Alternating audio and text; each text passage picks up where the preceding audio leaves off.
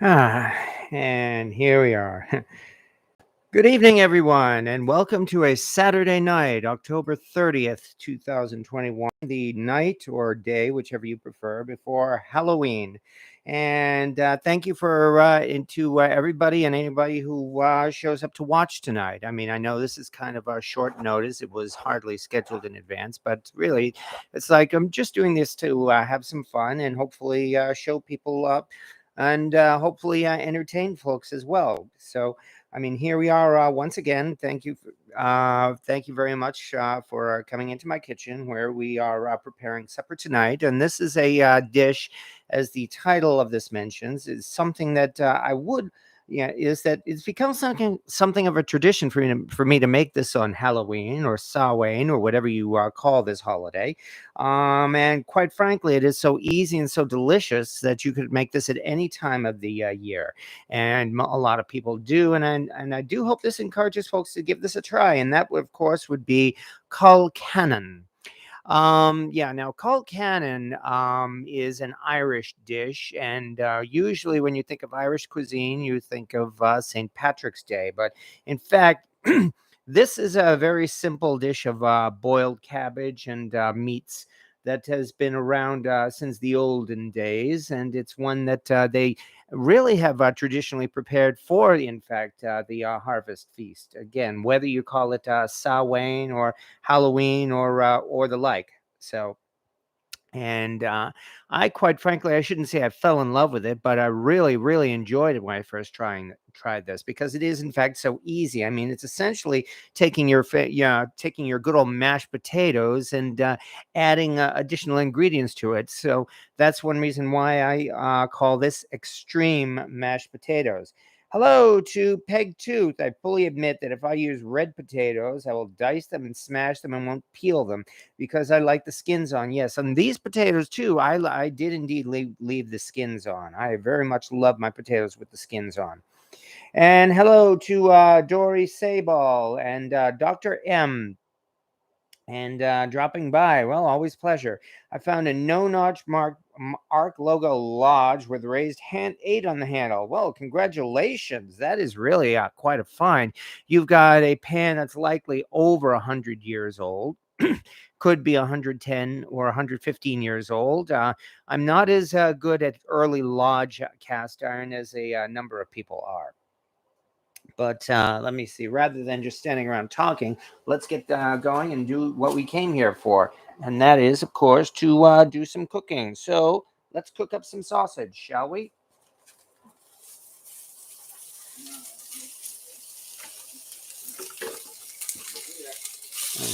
Hi, everybody.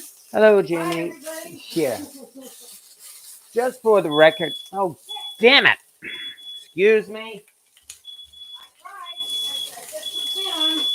Window. We have the worst smoke detectors in the world.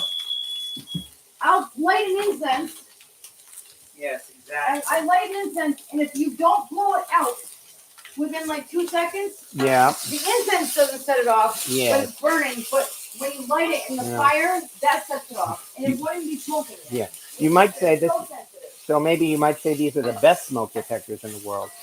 But nonetheless. And we have an apartment that's tiny, and all 3 of our smoke detectors are within, what, 10 feet of each other? Yeah, at least that, yes. 3 rooms, 3 smoke detectors, 1 in the kitchen, less than, I would say maybe 5 feet from the stove. Yeah. So, but anyway. Nonetheless, where were we? Oh, yeah, that's right. Anyway, we are browning up or actually cooking, not just browning. We are cooking up some sausage here to add to the Colcannon. And for the record, this is just Italian sweet sausage. I mean, I mean, it's not so easy to find British bangers here in the United States, even here in Boston, no less. So, since this is really just meant to be an inexpensive and easy dish, we just use what sausages we have on hand. And of course, it's about the easiest thing you can do here, just to pick up some Italian sausage. I use sweet sausage. I'm not a fan of hot sausage, the way a lot of people are. And that's just to everybody's taste. Of course, again, this is essentially a mashed potato dish. And if you want to spice up your mashed potatoes with whatever you want, then please feel free and do so. Yeah. And hello again to 4JM44. Hi, we live now. Yes, we are. And Brian Whitman is Camp Chef Good Cast Iron. Yes, it is, as a matter of fact. Yes, it is true that Camp Chef is Asian made. Oh, hold on. Ugh, again, I can't believe it. Okay. We already have the window open and the fan on, and the other doors closed. Ugh. Anyway, where was I? Oh yeah, Camp Chef. Um, yes, it is true that Camp Chef cast iron is made in Asia. That's okay. Excuse me one moment. Oh, there you go, Trouble. Okay, there we go. I've got him in the other room. Finally, now Camp Chef cast iron is made in Asia. Yes, that's true. However, nonetheless, Camp Chef, the company, is based here in the U.S., and they actually do have a very good quality standards for the cast iron that they have produced and imported into the U.S. under their name. It is modern day cast iron that I would probably put fairly equivalent to what you get from Lodge cast iron. Camp Chef is really a good brand, and if you want to use it, I would definitely say go ahead and use it. Oh, yeah, now we're starting to get somewhere as well. We are definitely, this pot is definitely smoking or steaming, I should say, the way that I wanted it to. I can even turn this down just a wee bit. There we go.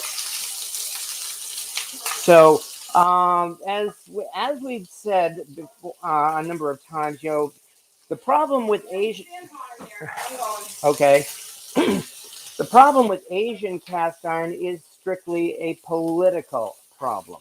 And some people have very genuine political gripes regarding China and Asia and their business relations with the United States.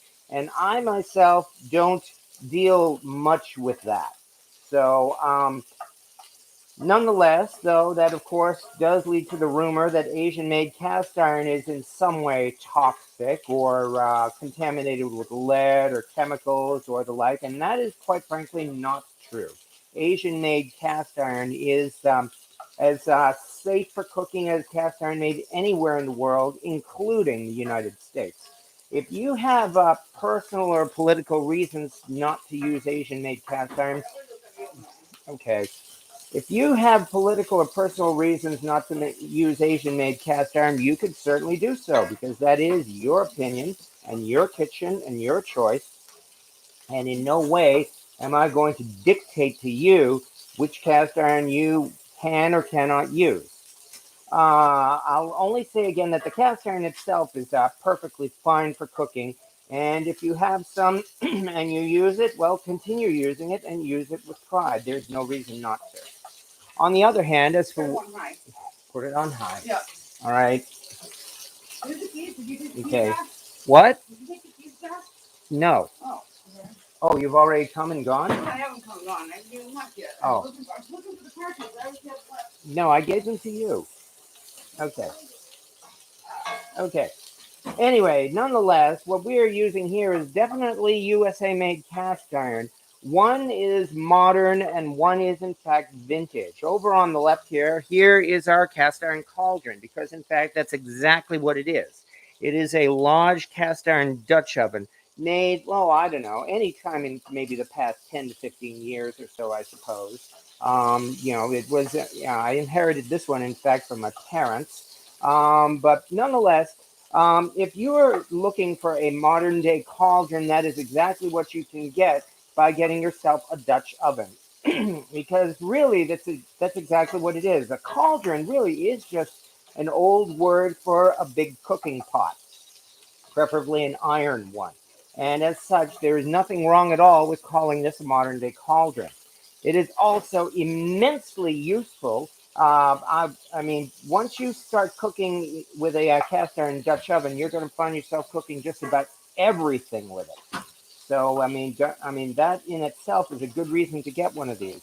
Not just if you really want to use a cauldron, but also just that to have a really, really great tool for cooking in the kitchen. This is a large 5-quart Dutch oven. Oh, what was that? Oh, trouble. Oh boy, am I really getting Uh, Oh, well, no. I don't know. His Probably mo. the bedroom. Yeah, probably. He probably Sorry, does. buddy. Come on, come on. Yeah. Okay, come on. Anyway, so the Red Bull fire detector in the kitchen going off. Yeah, well, the Red Bull. Of course, I would not want to do anything that would violate the building code or get me in trouble with my landlord or anything. So I will only say there may or may not be a smoke detector under that Red Bull on the ceiling here in the kitchen, because as you can see, there is no risk at all of the smoke detectors not going off if we have a fire. In fact, they're too sensitive. And one pan man, hello. Is Lodge the only maker that had 3-notch in the heat ring? Well, technically no. The only American maker, yes. And quite frankly, if you find yourself an old 3-notch cast iron pan, you are probably about 95% guaranteed that it's from Lodge. What's the other 5%? We have seen some Korean-made imitations of the Lodge cast iron pan, complete with notches in the handle. 3 notches and sometimes even 4 notches, and all for 3, 6, 9, and 12 o'clock. Um, those are actually also very good cookers. The people who have used those Korean-made pans have really enjoyed them and said that they are actually very, very good in the kitchen. But nonetheless, yes, 3 notches in the ring. That is really a very easy, fast, and reliable way to identify a Lodge cast iron pan, especially the ones that were unmarked, which was for a large part of their existence, at least up until the 1980s to 1990s or so. Anyway, did your parents grow up with cast iron? No, unfortunately. My family, as I found out, really was not much for cooking at all, unfortunately. Um, to say that, of course, sounds like I'm boasting, which implies that I have learned how to cook. Well, I have learned how to cook, yes. However, I my very first time using a cast iron pan was, in fact, in December of 2010, and I told that story a little before. So I did not grow up with cast iron. I know my grandmother actually did have several cast iron pans, and she used them in the kitchen. But I'm sorry to say that my family really was not raised to have much of enthusiasm for cooking. Even my grandmother Nana, who cooked all the time for all her children, pretty much it was she would cook in the kitchen and everybody else would wait until she was done and then they would come and eat. There is very little incentive, as I found out, to get the kids into the kitchen and have them enjoy cooking. Cooking was just a chore, and that was a shame. And yes, unfortunately, my parents grew up like that, and they raised us like that as well. So, what's up? It's either not anywhere. I don't have them. Okay, Oh, wait a second. Sorry. Oh my fucking Lord. Oh, sorry. Sorry, language, guys. I just went after crazy thinking I lost the car key. That's all right. Oh, Okay. Anyway, so no, as I said, I am completely self-taught, and I guess on a night like tonight, that's a pretty good admission to make. So, what is the purpose for the notches in their heat ring? I never really have gotten a good explanation for that. I can only think it must be some kind of an identification mark, a manufacturer's mark of some kind, because I really have not seen any reason whatsoever why, for a large part of their existence, Lodge put the notches in their heat ring. After all, they don't seem to serve much of a purpose. I will not deny that. So, thanks for replying. Enjoy your video. Well, thank you so much. But anyway, as I mentioned already, especially since we are getting into Halloween and all that, as I mentioned, this Dutch oven here really is pretty much what you. It is a cauldron. It is a modern day cauldron, and I know that folks who are looking for a cauldron may prefer one that looks like the traditional medieval style cauldron, because yeah, there's the look that actually does matter in some instances. However, there's certainly nothing wrong with the look of this Dutch oven, especially if you're going to be using it every day. Speaking of which, everyday users, that's the other pan I'm using here in cooking these sausages in, and that is, of course, this is also a vintage number 7 skillet from Birmingham Stove and Range. And this is the one that I've shown this one off before too, and I call this one Lightning for good reason. This is in fact an old handwritten BSR number 7 skillet from likely the 1920s, the 1930s in fact. And this is a superb fryer. I don't know what it is about the makeup of this particular pan, but this thing just seems to heat up like lightning and cook just about anything like lightning. It also has casting marks on the bottom that look like cracks, but they're not. And you could also say they look like, well, lightning bolts, which is why I give this pan the nickname Lightning. Also, it should that's kind of like a running joke as well. If you give your cast iron pans names like Big Bertha or Old Smoky, then you probably have cast iron items. I know I do. But nonetheless, here we are again again preparing to enjoy ourselves another Halloween. Cooking up a traditional Samhain or Halloween dish here in the Lodge cast iron cauldron, and these sausages are going to be mixed in it as well when everything is all done. Also, here are a couple of other little mascots, I guess you could say. One of which is a trivet I found that actually has a very interesting shape on it. Also, the note says "Good luck" on the top, so this is kind of like meant to be a lucky horseshoe. Although it's interesting the position of the star with the with one point in the down position. I won't go into detail about that. Maybe I'll talk a little bit more about that tomorrow night at midnight. The other one here, on the other hand, is my little mascot, my cast iron chameleon here. I call him Tas, T-A-S. And he has been living in my kitchen and in my oven since I found him at an antique store in Knoxville in 2013.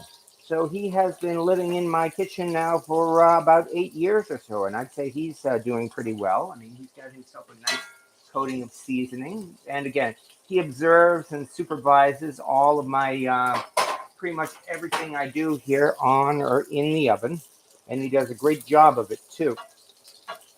So, yeah, I call him a chameleon or salamander. I mean, he is just a very simple designed lizard, so it's hard to say exactly what species he was meant to be.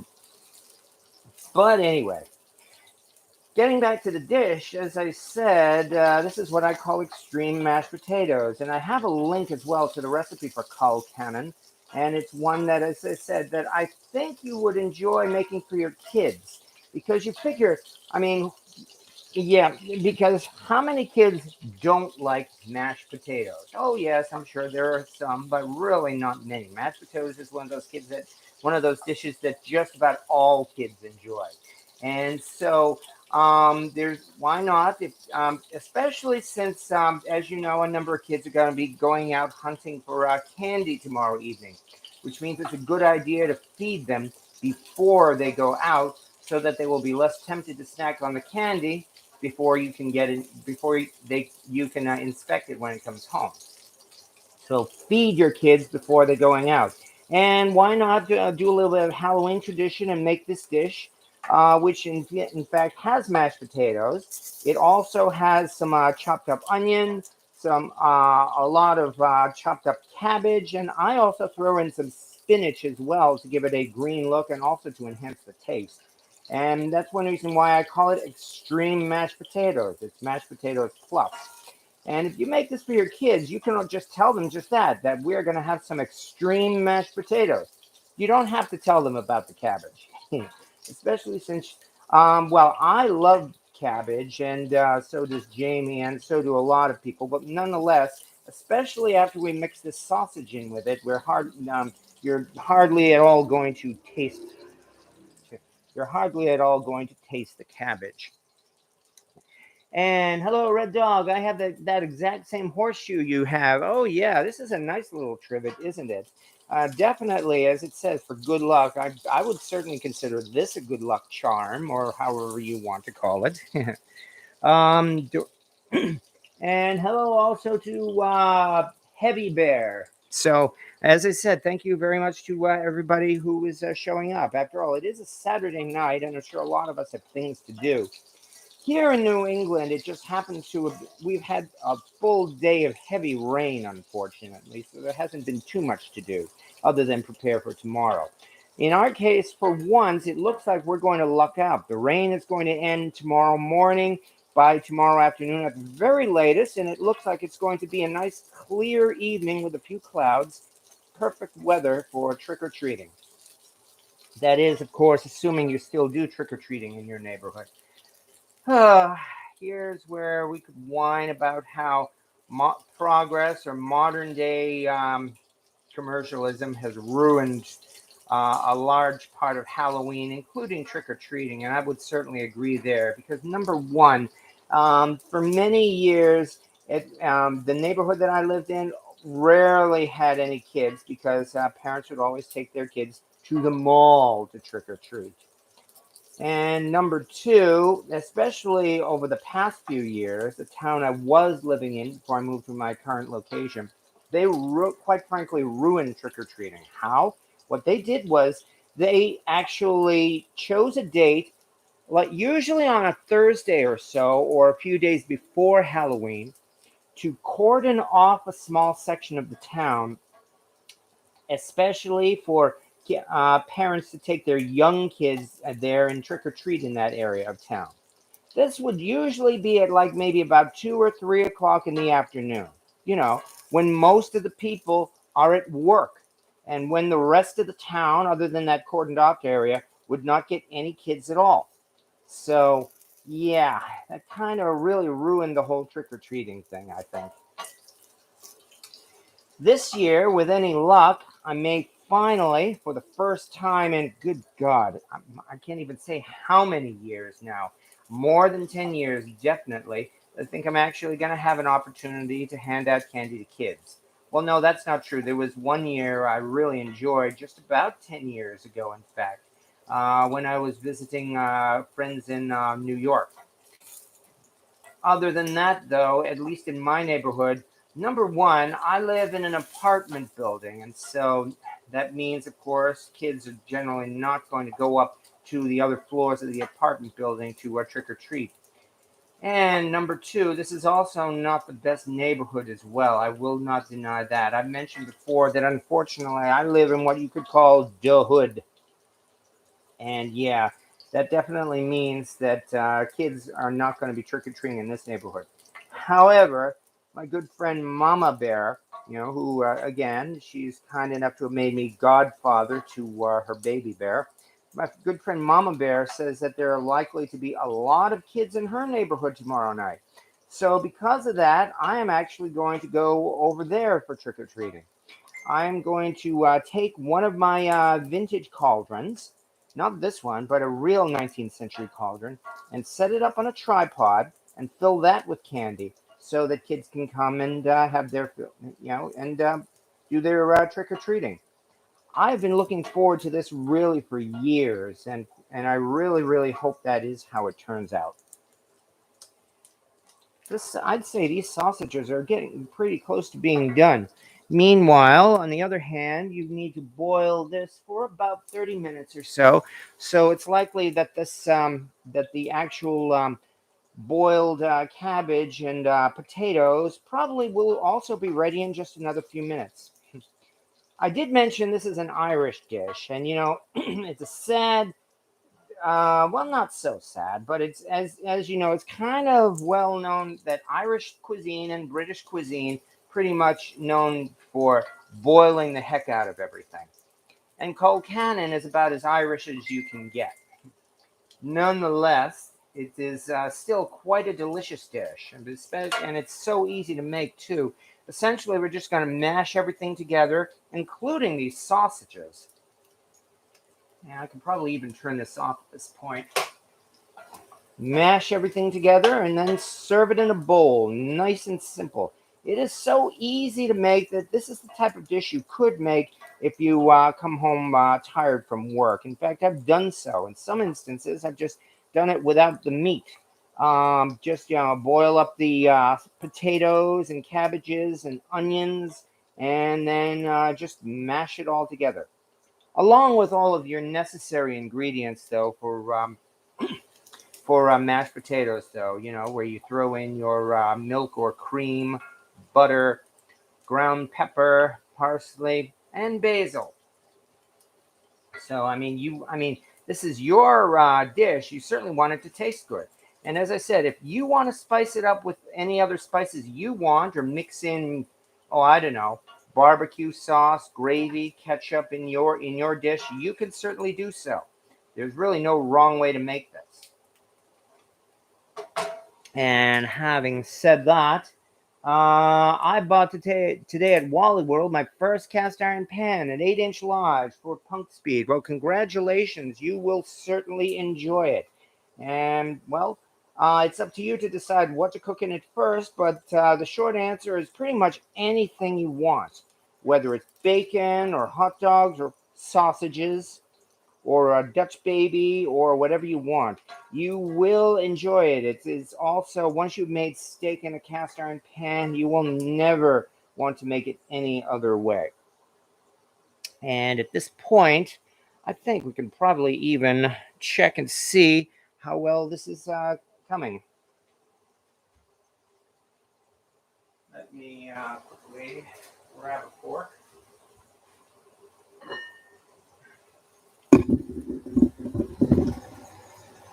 And yeah, this stuff is all wilted nicely.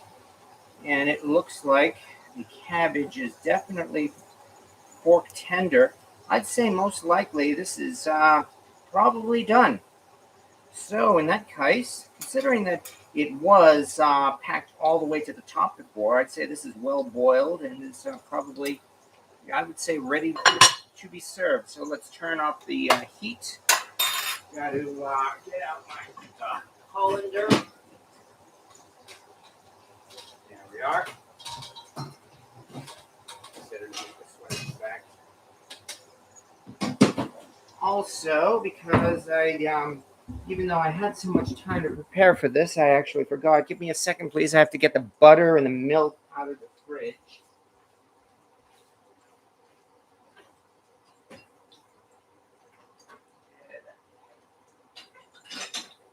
on, where the heck did I put it? Oh, then I'll get another stick of butter. Born. Taken one out before. All right. Let's get this out quickly. There we go.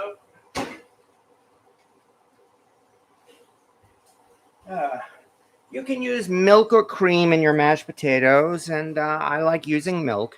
I see no reason not to.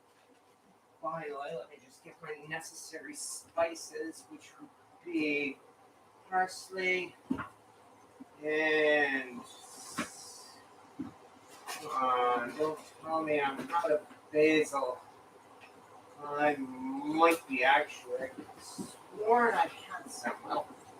Oh, here it is. Yeah, I knew I had basil. In fact, quite a bit of it. So we will do that and that. And there we go. With that, we are just about ready. Okay, now comes the fun part. How to drain this without burning myself. Short answer to that has to be very carefully. So give me just a second here. And away we go. There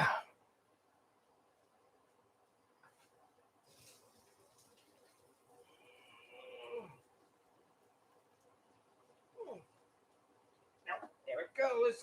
Every time. Even though I'm wearing gloves too. Alright, I think we're good.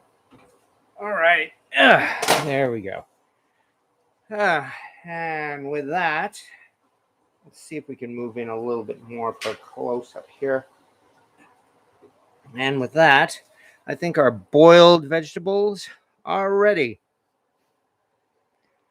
Let me stick this over here. So as I mentioned, I cut up 7 potatoes. 7, of course, is a lucky number. And as you can see, I did not even bother skinning them because I like my potatoes with the skins on it. I think it tastes great. I have no trouble at all with that. And also here is the cabbage along with some spinach mixed in, and as well as some chopped onion. I boiled this, of course, in salted water naturally.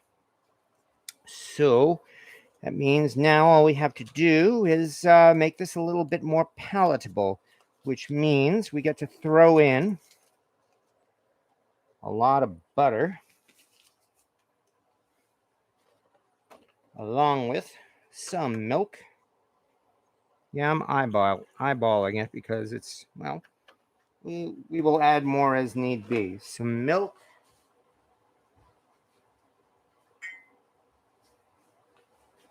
Throw in a little bit of ground pepper. That's a little. And as I said, this is something I would really ask you to give this a try and serve this to your kids and see if they like it. If they do, well, then why not make this a Halloween tradition in your home? Some parsley.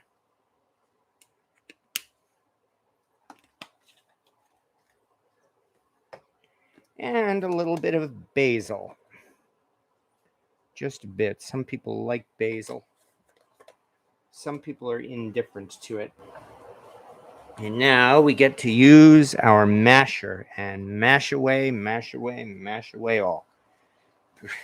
Yeah, my masher, I think I'm certain I have told this story before as well. I better get the other glove. I've told this story as well, in that this is really a huge industrial sized masher here. I got this because, like a lot of people, I was getting tired of dollar store mashers. You know, they would tend to break after like about 2 or 3 uses or even less. And so I finally decided I'm going to go all the way and get myself a masher that would really stand up for a long, long time. And I went onto Amazon and I found this one, which had some good ratings.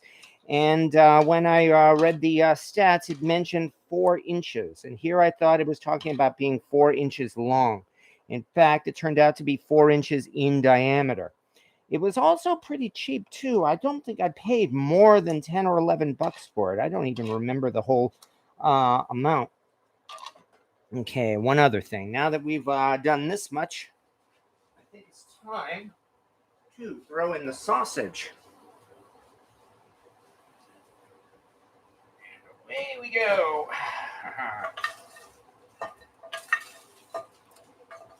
There we go. Might have even overcooked the sausage. That's all right. There we go. It'll all work out. So anyway, where was I? Oh, yes, that's right. So I didn't pay very much, and so I ended up with this big hulking thing.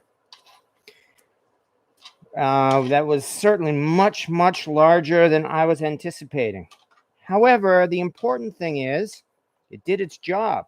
I mean, after all, this thing is one heck of a potato masher. Look at how well this thing is done, and I really haven't put that much effort into this. So I've been using it. And feel free to make any jokes about whether or not I'm compensating for anything by using this big, huge, long, hard masher. And here is the part, of course, where we start playing the Monster Mash. Because it's Halloween. He did the Monster Mash. And I'm definitely working in my laboratory here. My kitchen is definitely my laboratory. Of course, I could also say it's my altar. In that I have said more than a few times that I consider this to be my magic, cooking magic. And it has certainly brought me a lot of satisfaction. This dish tonight is certainly part of it. I may have used a little bit more liquid. I mean, this is definitely not going to be too dry of a Colcannon, but nonetheless, here we are. We are doing pretty good here. In fact, I think we're just about done at this point. So as I said, yeah, nice green color too. You could probably point that out to your kids. The spinach really is not that traditional, but there's certainly nothing wrong with it. I love spinach. And as I said, it gives a nice green color. So whether or not you're doing this for St. Patrick's Day and you want to give it a green color, or now for Halloween, and again, you give it a nice green color, you can tell your kids what is mostly the truth, that this is what you can call it extreme mashed potatoes. And mashed potatoes are pretty good for you. So tell them to fill themselves up on this before they go out for candy. And, well, hopefully that'll make your Halloween and their Halloween maybe just a little bit safer. And hopefully the taste of this dish will make it a little bit more satisfying, too. But nonetheless, there we are. This is, as I said, this is a traditional Irish dish known as Colcannon. And if you are in the mood for trying something a little different, it's not extremely different. I mean, after all, as I said already, this is potatoes, this is cabbage, this is spinach, and which you don't even need to include, and this is onions, just all boiled together, mashed together, and then you mash in some sausages or your favorite meat. It does not even have to be sausages. In the olden days, probably was not sausages. It was more likely just things of beef or lamb or the like. But nonetheless, there we are. I would say we have accomplished what we set out to do, because here it is, extreme mashed potatoes. It's stuck there, aka Colcannon. And there we are. It's over here, in fact. So that is very briefly a dish that I wanted to prepare for tonight, because, as I said, this has become something of a Halloween tradition, and I've enjoyed it very much.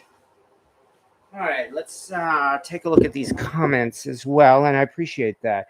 I ate, but here. Hello, Sean Caldwell. How often do you have these live videos, and what time do they start? I usually find them when they aren't live. Well, I've been trying to do mine every Wednesday night at 8 p.m. Eastern Standard Time. Wednesday is Cast Iron Wednesday on YouTube, where a lot of channels do something with cooking and cast iron on Wednesday. And so that's why I decided to make it something of a weekly ritual here as well, to do a live cast iron every Wednesday. And for the most part, I've done my best to stick to it. I bought today at Wally World. Oh, yeah, we said that part. And I'm pretty intimidated by this little pan, Punk Speed. Nothing to worry about. I mean, as you could see, if you hold it in your hand, it's heavy and sturdy, and it's almost impossible to damage it. Or let me say that again. It is very, very, very difficult to damage it. It's also actually a very friendly pan, and really, if you it will forgive just about anything you throw at it. And this is a pleasant surprise, cast iron Saturday. Well, hello, all the way live, and the last. Oh, love the recipes. Well, I'm do my best. And again, as I've said enough times, I'm really in this more to have fun than anything else, because these are all really a lot of fun for me. This is a lot, it's a big stress relief. I've said before. It smells so good, I can smell it outside the door. Well, as a matter of fact, it's done. If you want to help yourself, it's still hot. So, maybe you should show people this online. Oh, because this was all the rave at CVS when I was showing, because I was like, oh, my hard test. Really? I said, but that's because I had this on. The guy behind the counter, 3 people in line are like, where did you get that? Gave me phone numbers so I can call them and say where you got it. Oh, this thing you mean? Oops, show let me how do this. good it is. This thing here. Yeah. Jamie, for the record, went to CVS tonight to pick up her prescriptions, and I guess I'm gonna have to turn this away, and then we'll be done after this. But nonetheless, she wants me to show this, so let's do that. It works amazing. If anybody has anxiety issues from having the mask in their face, Like I get freaked out with a mask on. This is the only way I can wear it. Basically, my workplace handed these out to us, and I've been wearing it ever since. Simply put it over your nose and mouth, and you put the mask over it. You like work so. So you work it out. There's actually a barrier between your mouth and nose and the mask, and among other things, you can it hear. certainly helps you. I can see. You notice I'm wearing glasses, and my glasses are not fogging up. That's because this thing's helping. So. And also, you can speak with. You can hear also, better. You can speak and you can hear better because the mask is not up against your mouth. So, according to Jamie here, over there at CBS, everybody was impressed by this, and they were asking her for phone numbers and everything. No, they're like, oh, here, take my phone number. I want to find out where you got it. Oh, yeah, and on top of everything else, you might even be able to put this into a costume. Yeah. And call yourself Hannibal Lecter. Yeah. Yeah. So, yeah. All right. Weirdo. Tell me, Senator, when young Catherine is on the slab, where will it tickle you? Do you hear? Are the lambs screaming, Clarice? Yes. Are the lambs screaming? Do you know how everyone always says, hello, Clarice? Do you know he actually does not say that in the movie? No, he didn't. He does not. People get it messed up with, like, when he says, you know, the lambs screaming. That's what he says, which is so freaky. Yeah. He does not say, well, hello, Clarice. He does not say that. Yeah. He does say a little bit of Chianti. Yeah. Okay, but nonetheless, as I said, I think we've accomplished what we've set out to do, and it is a Saturday night, and besides, we've got to get down and have ourselves some supper. So, once again, though, hello, Point Speed, thank you for the advice. Well, I certainly hope that helps, and for Jim44 and everybody who was kind enough to show up, because, again, I know it's a Saturday night and everybody has things to do, so even if you just play the replay from this or have this in the background, I very much appreciate you watching. Because, as I said, it's a lot of fun, and I really enjoy this, and you folks are the reason why.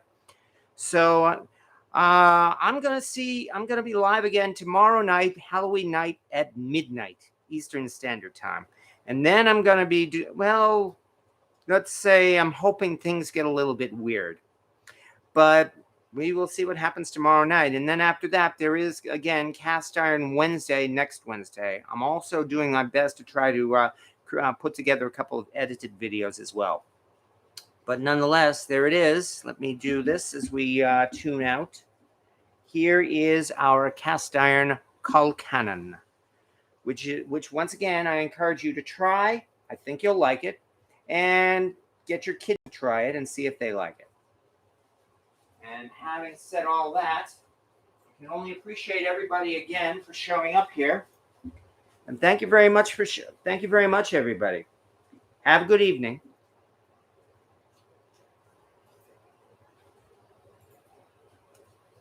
We're done.